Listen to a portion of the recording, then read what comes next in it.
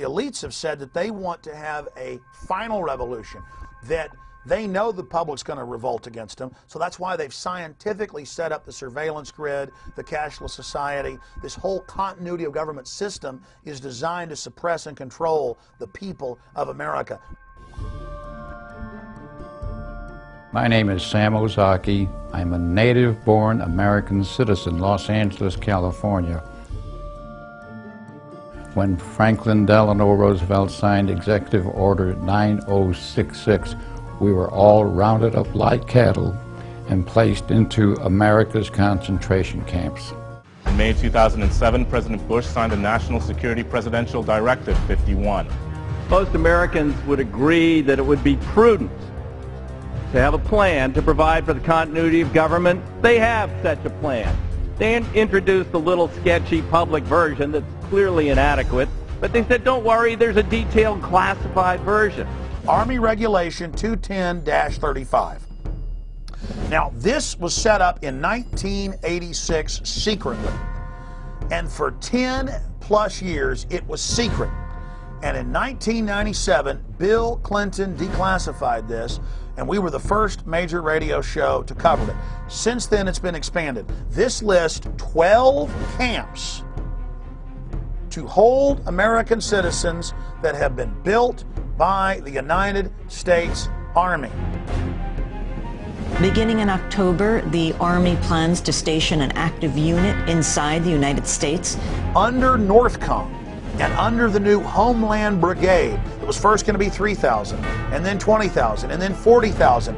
The 3rd Infantry Division's 1st Brigade Combat Team has spent 35 of the last 60 months in Iraq. Combat-hardened troops who've been running camps and centers in Iraq are now coming back to the United States to, quote, carry out law enforcement actions. The Army unit may be called upon to help with civil unrest and crowd control. The primary purpose of this force is to provide help to people in need in the aftermath of a WMD-like event in the homeland. Why is the media on one hand saying there are no FEMA camps, but on the other hand, legislation has been introduced to build them? Here's H.R. 645 legalizing what has already been developed, what's already been paid for by FEMA. The government doesn't build things that are not needed or that there aren't contingency plans that say there's a reason for them. These are the kinds of camps that could be used for political dissidents, just like occurred in Nazi Germany. I think the government's anticipating that there's going to be a increased reaction against the economic downturn.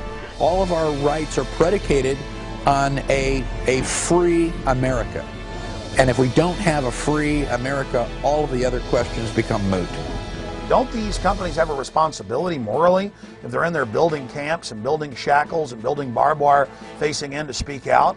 I talked to the Department of Homeland Security spokespeople, and they affirmed the contract with this KBR, the former Halliburton company, was in place. The Department of Homeland Security was ready to build these contingency as needed detention centers anywhere in the country in the event of any kind of a national emergency, including natural disasters or, again, riots or protests. The real terrorists are the people that have hijacked our nation that would dare say the First Amendment is terrorism.